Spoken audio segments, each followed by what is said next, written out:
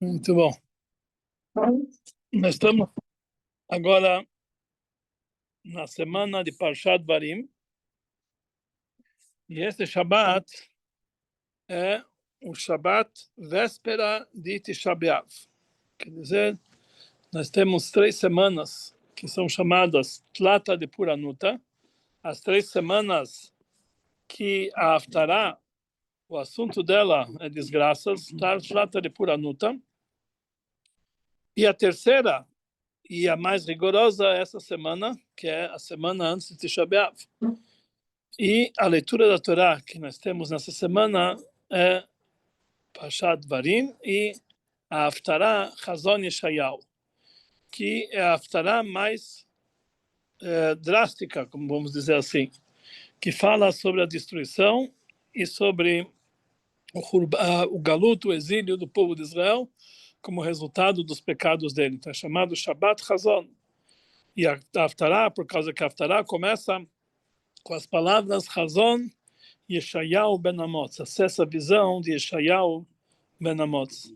Quer dizer, na verdade, a Haftará não tem tanta ligação com a Parashá, como está escrito no Tur, que todas as Haftarot que nós lemos todas as semanas têm uma ligação com a Parashá, mas a partir de Shivá, Asar B'Tamuz, a Haftará não está ligado com a Parashá, mas com o fato que aconteceu nessa semana. Então, as 3 primeiras Haftarot, depois de Shivá, Asar B'Tamuz, são chamados Tlata de Puranuta, 3 semanas de desgraças, que falam da destruição do Beit HaMikdash, seguido de 7 semanas, que são chamados Shivá de Nechamata, 7 semanas de consolo. Então, a Haftará dessas 10 semanas, depois também tem continuação, nós temos a Haftará de Shabbat Shuvah, que é Shuvah Israel. Então, dessas 11 semanas, a Haftará não tem conexão com a Parashá, porque, na verdade, a Haftará está ligado com a data na qual ela é lida. No entanto, como todos os anos, a Haftará de Dvarim é Chazon, que fala da visão de Yeshayahu sobre a destruição do Beit HaMikdash. Todo ano nós temos essa Haftará. Então, com certeza, por divina providência, se tudo que acontece nesse mundo é divina providência, não tem nada por acaso, principalmente em assuntos de Torá, a leitura de uma Haftará não é por acaso. Tem que ter uma ligação com a Parashá. E realmente isso nós encontramos claramente na nossa Parashá. Parashat Varim, parecido com a Haftará, são, na verdade, admoestações e palavras de Mussar, de advertências e, entre aspas, broncas de Moshe Rabbeinu para o povo de Israel, por tudo que eles fizeram durante os 40 anos no deserto. Tudo que eles fizeram, tudo que eles aprontaram, tanto no bezerro de ouro, tanto na saída dos...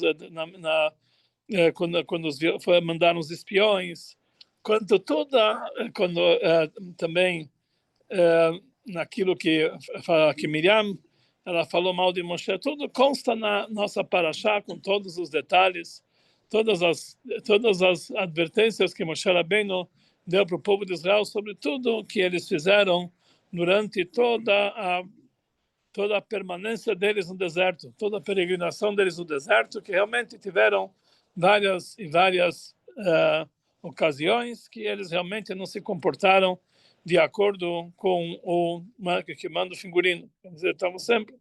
Então, a Parashá inteira fala sobre essas situações, mas no final da Parashá, os últimos psukim, falam, olha, não tem medo, vocês vão entrar em Israel e vocês vão conquistar essa terra, porque Deus vai levar vocês para a conquista.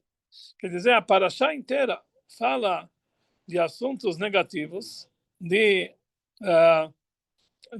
da censura de Moshe Rabbeinu por tudo que o povo de Israel fez durante a história inteira, mas termina com algo positivo. Não tem mesmo que aconteceu tudo isso, Deus vai levar vocês para a Terra Santa e Deus vai conquistar todos os povos que realmente eles estão na Terra Santa e Hashem vai guerrear por vocês.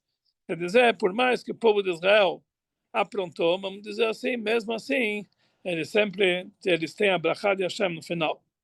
E a mesma coisa acontece na nossa Haftarah. A Haftarah inteira fala de tudo que o povo de Israel fez errado na época do primeiro templo. Palavras muito pesadas que o profeta Yeshayahu ele está falando para o povo de Israel. Essa primeira visão, Hazon Yeshayahu. E realmente lá, quem que lê essa Haftarah entende que consta nessa Haftarah. É algo muito drástico. Tudo que Yeshayahu está falando e tudo que vai acontecer como consequência desses pecados do povo de Israel. Mas, como na Parashá, a Haftarah termina com uma frase de consolo. Ela fala, Tzion, Bamishpat Ipadeh, Veshavea Bitzdakah. Tzion vai ser redimido com justiça, Veshavea e todos os sequestrados de Tzion vão ser libertados com tzedakah, com caridade. Quer dizer, por mais que a Parashá fala de coisas muito pesadas, mas termina falando coisas positivas. Tzion, Bamishpat Ipadeh, Veshavea Bitzdakah. Então, aqui nós vemos que, apesar que a Haftarah não tem conexão diretamente com a Parashá, mas a Haftarah exatamente segue o mesmo script, o mesmo roteiro da Parashá. Parashá inteira, bronca divina sobre o povo de Israel, através de Moshe Rabbeinu, e o último pasuk é um pasuk de consolo. A mesma coisa na nossa Haftarah. E já que essa Haftarah, Hazon, é lida nesse Shabbat, então o Shabbat inteiro recebe o nome de Shabbat Hazon. Em outros meios, não entre os Hassidim, esse Shabbat é um Shabbat que é comemorado de uma forma de luto. Muitas comunidades nem vestem roupas de Shabbat. Eles realmente vão na sinagoga com roupas de dia de semana e realmente não tomam banho para Shabbat e com a semana inteira fazem nenhuma preparação. E a leitura da Torá e da Haftarah é lida num tom de Eichá, de lamentações, e realmente é um Shabbat muito triste, muito pesado. Mas, entre os Hassidim, principalmente entre Hassidei Chabad, essa semana, esse Shabbat, é comemorado com grande alegria. O Rebbe fala que tem que ser a maior alegria do ano esse Shabbat. Qual é o motivo da alegria? Porque existe a proibição de ter luto no dia de Shabbat. Se a pessoa vai demonstrar qualquer tristeza, vão pensar que realmente isso está ligado com o luto dos 9 dias, é proibido demonstrar luto. Então, por isso, esse Shabbat tem que ser o mais alegre do ano. Nós vestimos roupas de Shabbat, roupas festivas. Tinha pessoas que, o Shabbat, todos os Shabbatot, eles iam para a sinagoga de tênis. O Rebbe falou que esse Shabbat é proibido de tênis, para não pensarem que vocês estão indo de tênis por causa de luto. Tem que ir de sapato para mostrar realmente a grandeza do dia, a grandeza do Shabbat. Normalmente, véspera de Tisha B'Av, nós fazemos uma última refeição que é chamado Seudat HaMafseket. E essa refeição é uma refeição que a gente faz sentado no chão, comendo apenas um pão e um ovo com cinzas. Mas num ano como esse, que véspera de Tisha B'Av cai no Shabbat, essa última refeição, que é chamada Seudat HaMafseket, é feito com todo o luxo, como está escrito na Halachá, até mesmo igual a Seudat Shlomo Beshato, a refeição que Shlomo, o rei de Israel, fazia no momento da sua nobreza, do seu maior luxo. Então, quer dizer, para nós isso é comemorado de uma forma muito especial. E além de tudo isso aqui, existe um dito hassídico que joga uma luz especial sobre esse Shabbat. O que está escrito? Existe um dito que nós sabemos que foi transmitido pelo sábio hassídico Rabbi Hillel de Paritch, que ele falou em nome do mestre hassídico Rabbi Levi Yitzchak de Barditchev, que ele falou que nesse Shabbat é chamado Shabbat Hazon, visão, porque nesse Shabbat cada judeu ele consegue enxergar o terceiro Beit HaMikdash. Deus mostra para todo o povo judeu, para cada um, a revelação do terceiro Beit HaMikdash. Isso quer dizer Hazon.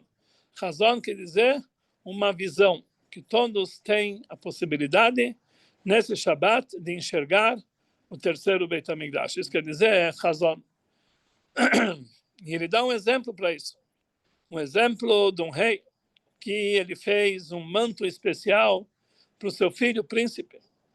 Só que o príncipe não soube se comportar e ele, de tanto que ele, com aquele manto, ele se comportou de forma inadequada, ele acabou rasgando o manto dele. O pai ficou nervoso com o filho, mas mesmo assim, é o filho, então o pai mandou fazer um outro manto. E novamente aconteceu a mesma coisa. O manto foi rasgado porque o filho não sabia se comportar. Então o rei, então, ele fez um terceiro manto. Mas dessa vez não deu para o filho, não deu para o filho dele. Deixou guardado, foi o mais bonito que os outros dois. Mas ele não deu para o filho dele, ele deixou guardado no armário. E de tempo em tempo ele chama o filho e mostra, está vendo esse manto? Um dia vai ser teu. Quando você vai aprender a se comportar? Quer dizer, ele não dá na mão do seu filho. Ele mostra para ele e fala, um dia vai ser teu, quando você vai aprender a se comportar. A mesma coisa Deus deu para o povo de Israel primeiro o Beit HaMikdash, mas pelo pecado do povo de Israel o Beit HaMikdash foi destruído. Então o que Deus fez? Ele deu para o povo de Israel o segundo Beit HaMikdash. Novamente, pelo pecado do povo de Israel, o Beit HaMikdash foi destruído. Então Deus, ele construiu o terceiro Beit HaMikdash. E de tempo em tempo ele mostra para os filhos, olha, tá vendo? O Beit HaMikdash está lá em cima, pronto para descer. E realmente você, se aprender a se comportar, o Beit HaMikdash vai se materializar no lugar certo. Assim explica, então, por aí, que dia é esse? Que Deus mostra para nós o terceiro Beit HaMikdash? É justamente em Shabbat Chazon, no Shabbat que vem antes de Tisha B'Av. E nesse ano, não somente que vem antes de Tisha B'Av, ele é a véspera de Tisha B'Av. No Shabbat, na véspera de Tisha B'Av, Deus mostra para nós o terceiro Beit HaMikdash e essa especialidade no Shabbat Chazon. Isso aqui, na verdade, é uma resposta para uma pergunta muito forte em Halachá, que nós temos sobre a conduta de Deus. Existe uma proibição que é chamado Bal Tashchit. A pessoa não pode exterminar qualquer objeto, não pode pegar roupas e rasgar, não pode pegar, destruir uma casa, não pode destruir qualquer objeto que dá para ser usado, porque entra na proibição de Bal Tashchit. Ele está fazendo, ele está desprezando, ele está estragando algo que pode ser usufruído. Então, essa é uma proibição da Torá, Lo Tashchit, a pessoa não pode destruir. Como pode ser, e nós sabemos, que todas as mitzvot que Deus ordena ao povo de Israel fazer, ele também faz. Então, como pode ser que Deus ele transgrediu essa proibição de Baal Tashchit quando ele destruiu o Beit HaMikdash? Mesmo que foi pelo pecado do povo de Israel, ele transgrediu a proibição de Baal Tashchit. E Deus, ele não transgride algo que realmente que ele ordena a gente fazer no momento que ele manda a gente cumprir as mitzvot e proíbe para nós não estragar algo, não fazer o Baal Tashchit, como Deus então destruiu o Beit HaMikdash. E tem mais uma pergunta. O Rambam Maimonides, ele fala que toda pessoa que destrói uma pedra do Beit HaMikdash ou uma pedra na sinagoga, que não é o Beit HaMikdash, ele transgride uma outra proibição na Torá. Na Torá consta que quando vocês vão entrar na terra de Israel, lá vocês vão encontrar templos e altares idólatras. Então está escrito que vocês têm que vocês vão ter que destruir os altares da idolatria. E também todas as imagens vocês têm que quebrar. E todas as casas dele vocês têm que aniquilar. Então existe uma obrigação da Torá acabar com todos os assuntos que estão ligados com idolatria. E logo em seguida o Pasuk fala, para Deus vocês não podem fazer isso. Quer dizer, existe uma proibição da Torá, assim fala o Maimonides, de destruir qualquer pedra do Beit HaMikdash, o altar do Beit HaMikdash, qualquer objeto que pertence ao Beit HaMikdash. A pessoa transgride na proibição de vocês não podem fazer assim para Hashem. Então, muito mais destruir todo o Beit HaMikdash, uma proibição muito grave. Como pode ser que Deus transgrediu essa proibição? Se ele cumpre as mitzvot que ele ordena, como pode ser que ele destruiu o seu próprio Beit HaMikdash? Ele transgrediu aqui duas proibições de Baal Tashchit, que não pode destruir nada, não pode estragar nenhum objeto. E a proibição de Lot Asunken, que não pode fazer isso aqui com a casa de Deus, como que realmente Deus pode ter destruído o Beit HaMikdash. Em relação à proibição de Baal Tashchit, a gente entende que existe uma certa liberação para isso. Está escrito que se a pessoa rasga uma roupa porque ele quer demonstrar o nervosismo dele para os familiares, quer dizer, quer mostrar para os filhos que ele está nervoso para eles tomarem cuidado, então ele rasga uma roupa na frente deles, olha assim, o que vai acontecer com vocês. Ele rasga a roupa só para despertar respeito e temor dos familiares. Halakha fala que ele não transgride a proibição de Baal Tashchit, porque afinal de contas ele está fazendo isso aqui, não está estragando algo para nada. Ele está estragando algo porque realmente aquilo ele quer demonstrar, tem um usufruto para isso, ele quer demonstrar a sua ira para fazer que as pessoas tomem cuidado. Então Deus, querendo realmente fazer que o povo de Israel tome cuidado, ele destruiu o Beit HaMikdash. Olha o que vai acontecer por causa dos vossos pecados. Então a gente entende que realmente não existe aqui a proibição do Baal Tashchit. E tem uma explicação mais profunda. Quando o Beit HaMikdash foi destruído, o primeiro Beit HaMikdash, no meio das ruínas, o Beit HaMikdash estava pegando fogo. Eles ouviram, no meio das ruínas, um cântico, alguém tocando um violino, dentro do Beit HaMikdash. Eles foram ver o que está acontecendo. Quem estava tocando o violino era um Levi, que ele se chamava Asaf, que na verdade era dos descendentes de Korach, que ele foi aquele que saiu da terra. E ele era um dos cantores do Beit HaMikdash. Os Levim tinham que fazer os cânticos no Beit HaMikdash. E ele estava tocando o seu violino e fazendo uma música. E essa música ele chamou Mizmor de Asaf, o cântico de Asaf, que é o Salmo 79. Que lá ele fala, Eloquim, Baal Goim Benachlatecha, vieram Goim no teu, na tua herança, queimaram teu Beit HaMikdash. Ele estava cantando isso aqui com violino. As pessoas que viram lá perguntaram para Asaf, por que você está cantando? Isso que você está falando tinha que ser uma lamentação e não um cântico. Na linguagem da Gemara consta Mizmor le Asaf, um cântico de Asaf. Kinah le Asaf mebai. Devia estar escrito uma lamentação de Asaf, não um cântico de Asaf.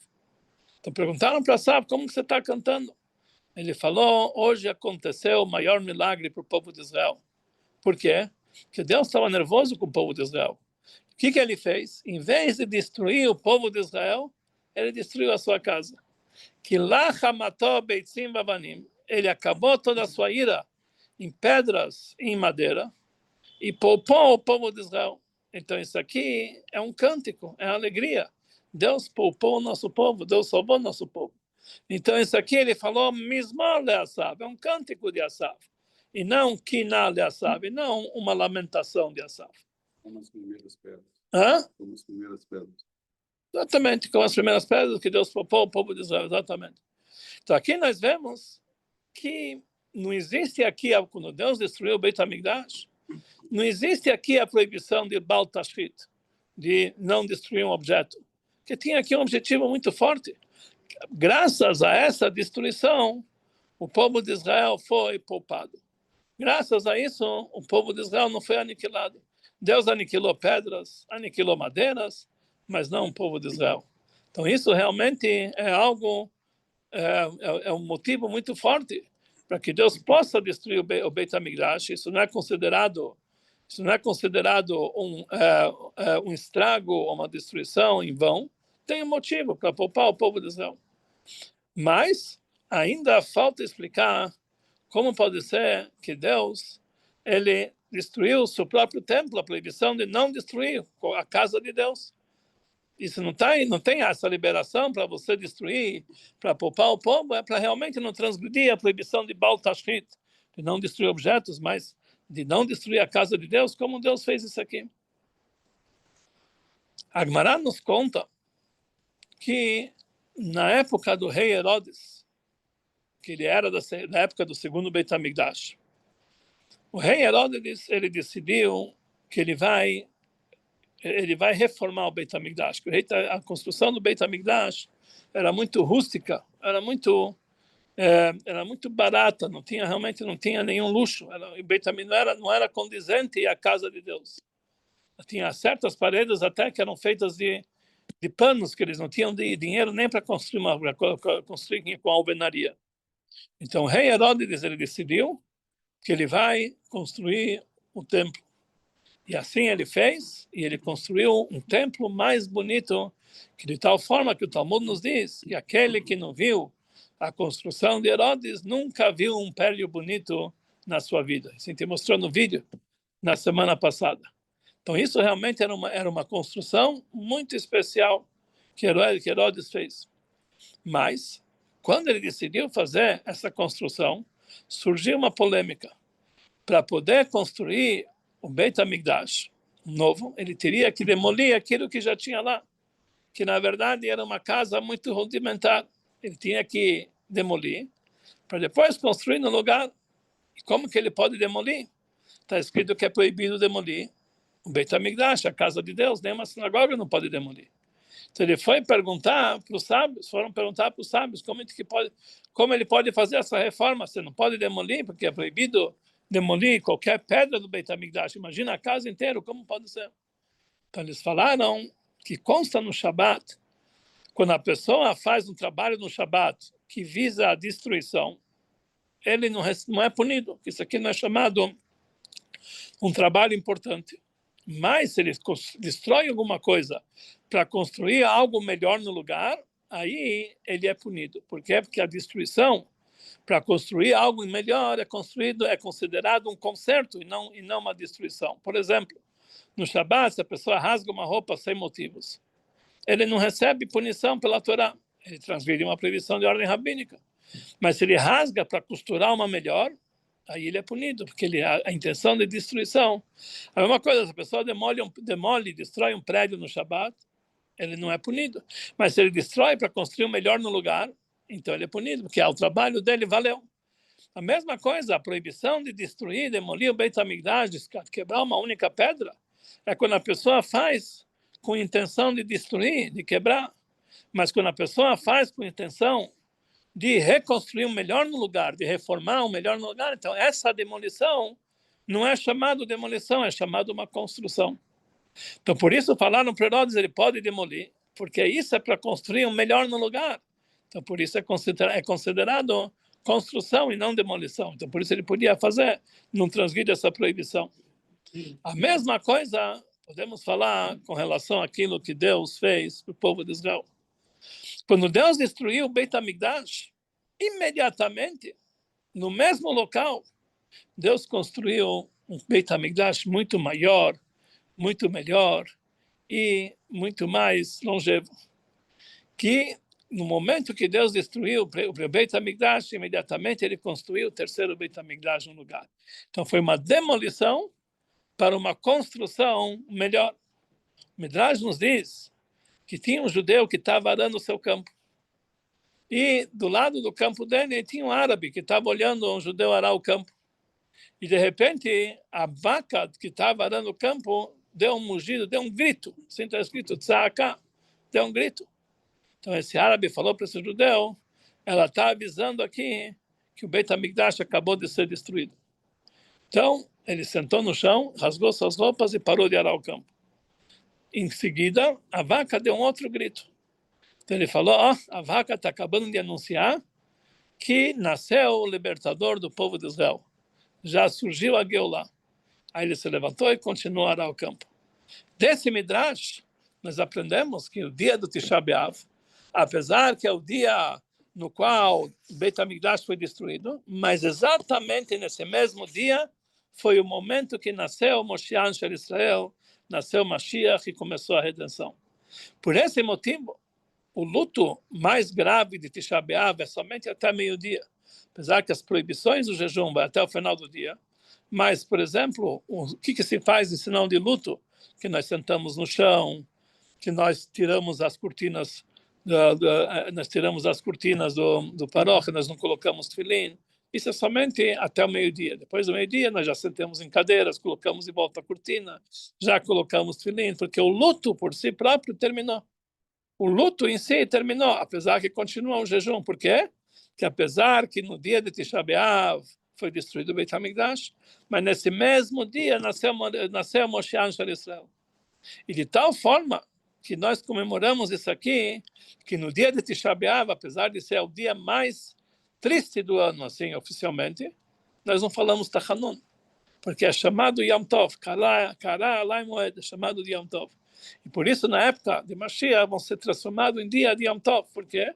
Porque nesse dia já começou a redenção. Então é isso que, essa liberação que Deus teve para destruir o Beit HaMikdash, que imediatamente ele construiu o terceiro Beit HaMikdash.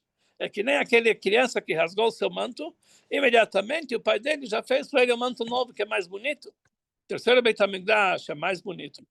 Vai ser, mas é mais bonito, que ele já está por construído. É maior e é mais longevo, que ele vai durar para a eternidade. E isso Deus fez imediatamente após a destruição do Beit HaMikdash. E por isso é Deus, quando construiu esse terceiro Beit HaMikdash, ele mostra para nós, próximo da data de Tisha B'Av, foi quando ele construiu o Beit HaMikdash. E por isso, no Shabat anterior a Tisha B'Av, que oficialmente é o Shabat mais triste do ano, é o Shabat que Deus mostra, olha, nesse Shabat vocês estão pensando só na destruição, saiba, nesse Shabat foi o dia que eu construí o terceiro Beit HaMikdash. Preparação para isso, ele mostra para todos nós. Shabbat Chazon, ele mostra para nós o terceiro Beit HaMikdash, para mostrar que realmente essa destruição foi tirar, uma destruição, uma demolição, ao menat livnot, com a intenção de construir, a intenção de fazer uma construção. E por isso, realmente, não é algo, não é uma desgraça completa, pelo contrário, é o começo de uma construção, é o começo de uma grande revelação. E isso que nós tivemos, isso que nós temos no dia de Tisha B'Av. E por isso o Rebbe fala que esse Shabbat tem que ser comemorado como o Shabbat mais alegre do ano. É o dia que está próximo de Tisha B'Av, faz parte das 3 semanas de pura luta de desgraça. A leitura da Haftarah fala mais de desgraça, mas a própria leitura da Haftarah termina dizendo Zion b'mishpat yipadev v'shaveh b'tzedakah, que Zion será redimido com justiça e todos os sequestrados serão devolvidos através de tzedakah. E o próprio Haftarah começa dizendo Chazon Yeshayahu, visão de Yeshayahu, conforme explicou a Levitza de Barditch, o que demonstra a visão do terceiro Beit HaMikdash. Então isso realmente é o assunto que nós temos nesse Shabbat de tão especial, é o começo da grande revelação. E por isso, apesar de todas as leis que nós temos de Tisha B'Av, mas o Tisha B'Av, o dia próprio de Tisha B'Av por si só, tem dentro dele uma profundidade muito alegre, muito positiva, que nesse dia é o começo da construção do terceiro Beit HaMikdash. E realmente a diferença que nós temos entre o primeiro e o segundo Beit HaMikdash e o terceiro Beit HaMikdash, não é que o terceiro vai ser melhor, é incomparável a grandeza do terceiro Beit HaMikdash com relação ao primeiro e o segundo. O Zohar nos diz que o primeiro e o segundo Beit HaMikdash, eles são chamados de Binyana de Barnash, uma construção de um ser humano. Por isso, um ser humano ele é limitado. Quanto que os atos de um ser humano podem durar, ele é limitado, então os atos dele são limitados. O primeiro Beit HaMikdash foi construído por Shlomo, o rei Salomão. Por mais sábio que ele era, por mais grande ele era, mas era um homem limitado, ele construiu, durou 410 anos. O segundo Beit HaMikdash foi construído na época de Ezra e Nehemia. Foi algo rudimentar, também para o rei Herodes. Também, por mais belo que ele seja, mas é algo feito por um ser humano, é algo limitado. Já o terceiro Beit HaMikdash, o Zohar chama aquilo de Binyana de Kutsh Abrichu, a construção divina, a construção de Deus. Que nesse terceiro Beit HaMikdash foi feito por Deus próprio, fez esse Beit HaMikdash. Ele vai no momento certo, ele vai se materializar no lugar do Beit HaMikdash. Mas na prática ele se encontra hoje também lá. Só que nós não conseguimos enxergar. Só conseguimos enxergar no Shabbat Chazon, que Deus mostra para todo mundo esse terceiro Beit HaMikdash. Mas na prática nós não conseguimos enxergar. Mas na época de Mashiach nós vamos realmente enxergar aquilo que já foi construído no momento da destruição. É isso que Moshe Rabbeinu fala, Tevieinu, Teviemo, Betitaemo, que Deus vai, no final do Azashir, que Deus vai trazer a gente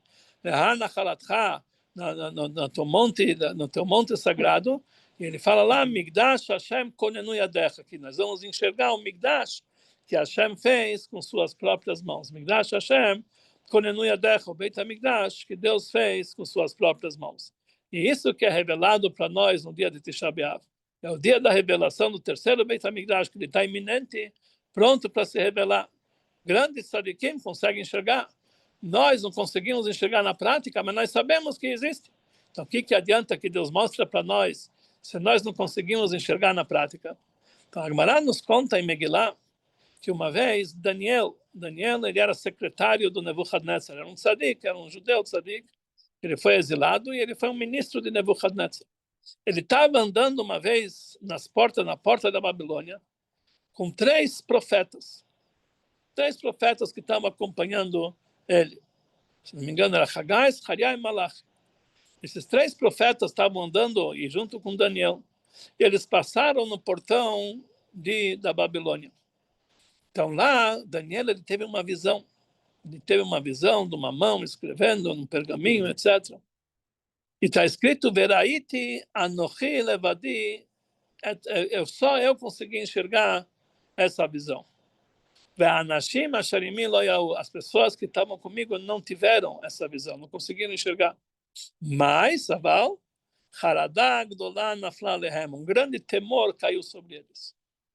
Então pergunta, e fala para nós, Daniel não era profeta, mas ele conseguiu enxergar. Os outros três eram profetas e não conseguiram enxergar. Mas caiu sobre eles um grande temor. Pergunta Agmará, se na verdade eles não viram nada. Por que eles caíram sobre eles esse grande temor? Eles não conseguiram enxergar. Então, ele fala no Midrash, fala para nós Agmará,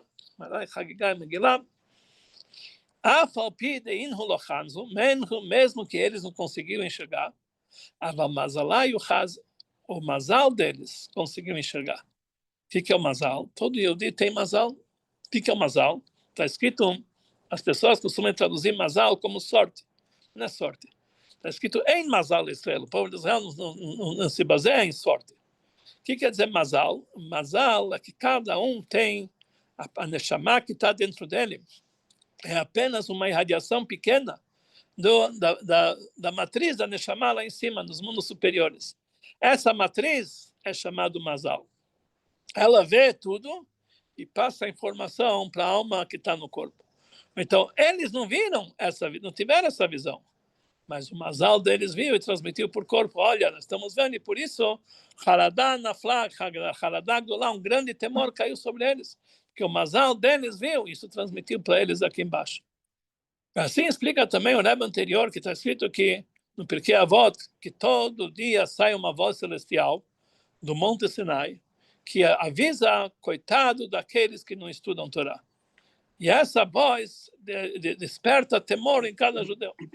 Se nós vamos passear lá do lado do Monte Sinai, nós não vamos ouvir essa voz. Então, o que quer dizer? Como que o Pirkei Avot fala que todo dia sai essa voz? Nós não vamos ouvir essa voz. Então, a explicação é, assim explica o Rebbe anterior, que nós não vemos. Nós não ouvimos, mas o nosso mazal, ele ouve. E não precisa estar do lado do Monte Sinai. Ele ouve onde que ele está. Todo dia essa voz saindo. E ele passa a transmissão para o nosso corpo. Disso, de vez em quando, a pessoa tem um despertar, que ele quer fazer alguma mitzvah, ele quer fazer, de repente, de onde veio esse despertar? É que vem do nosso mazal lá em cima, que está ouvindo essas vozes celestiais, e está transmitindo para nós, olha, a mesma coisa no dia de Shabbat Chazon. Existe Chazon, existe a visão. Não é todos que conseguem enxergar isso aqui, grandes tzadikim, conseguem enxergar o terceiro Beit HaMikdash, mas nós não enxergamos. Como pode ser? Depois um Bon Lechaim consegue enxergar também. Mas normalmente nós não enxergamos o terceiro Beit HaMikdash. Como pode ser isso aqui? Mas mesmo que nós não enxergamos, o nosso mazal enxerga. E quando o nosso mazal enxerga, ele transmite para nós, e o nosso corpo sente e vê o terceiro Beit HaMikdash. Isso desperta a nós aquela vontade de reconstruir o Beit HaMikdash. Isso desperta em nós a vontade de fazer a vontade de Hashem, de melhorar nosso caminho para merecermos essa grande revelação. Então, tudo isso acontece nesse Shabbat, Shabbat Chazon. O Shabbat que é mostrado para todo mundo, o terceiro Beit HaMikdash. E por isso, na verdade, é um dia muito alegre. Não é um dia que nós lamentamos, realmente é um dia que o Shabbat não tem luto. O Shabbat ele tem que cantar, dançar, etc. E comer carne, beber vinho até na última refeição. Somente que a gente não pode, somente só pode comer e beber até esquiar, até o pôr do sol. Depois não pode comer, mas, por exemplo, andar de sapato, eu posso até o final do Shabbat. Não preciso tirar o sapato no pôr do sol, somente quando termina o Shabat. Aí eu falo, Baruch HaMavdil, eu tiro o sapato, coloco o tênis, mas pelo contrário. Me lembro quando eu estudava em Kfar Chabad, tinha o menos Futa fazer um Fabrengen no Shabbat Chazon, quando o caminho caía, véspera de Shabbat, como todo Shabbat. E ele fazia o Fabrengen, comiam e bebiam, faziam Lechaim até esquiar, mas depois continuava o Fabrengen até 10 da noite, 11 da noite, meia-noite, estamos cantando e dançando. Já Tisha B'Av, mas a gente não falou Baruch HaMavdil, ainda era Shabbat. Não podia continuar até mais tarde. Depois que terminava o Shabat, aí começava todas as leis do Tisha B'Av, porque para nós esse Shabat é um motivo de alegria, um Shabat que é mostrado para nós do terceiro Beit HaMikdash. Um Shabat Chazon, um Shabat que tem que ser mais alegre do ano, o Rebbe falou, para não demonstrar nenhum sinal de luto, então realmente que nós possamos, nesse Shabat, ainda antes do Shabat, nas preparações para o Shabat, já trocar de óculos, colocar as lentes certas para conseguir enxergar o terceiro Beit HaMikdash, mesmo que para isso tem que ser Shabbat Chazon, mas como nós estamos numa época que a tecnologia é muito rápida, as coisas estão acontecendo antes do tempo, então que ainda antes de Shabbat, ainda hoje à noite, nós vamos conseguir enxergar o terceiro Beit HaMikdash. E não apenas uma visão que nossa alma lá em cima vai enxergar. Nós vamos enxergar ele aqui embaixo, já materializado no lugar certo. Já vamos ter a revelação de Mashiach imediatamente. E vamos imediatamente ao encontro da Geulah total e completa e transformar esses dias em dias de alegria, em dias de Yamim Tovim. E todos estão convidados para um grande churrasco que nós vamos fazer no Beit HaMikdash, um domingo de Tisha B'Av, que vai ser o dia de Yom Tov, vai ser todos os korbanot. Nós vamos comer naquele dia, que seja imediatamente para todos nós, possam realmente transformar esses dias em Sasson, Simcha, Be'amim Tovim, dias de alegria e júbilo, e dias de Yom Tov, imediatamente para todos nós. Rabino. Amém. Na prática. Amém. Fica aí, então. Goiás.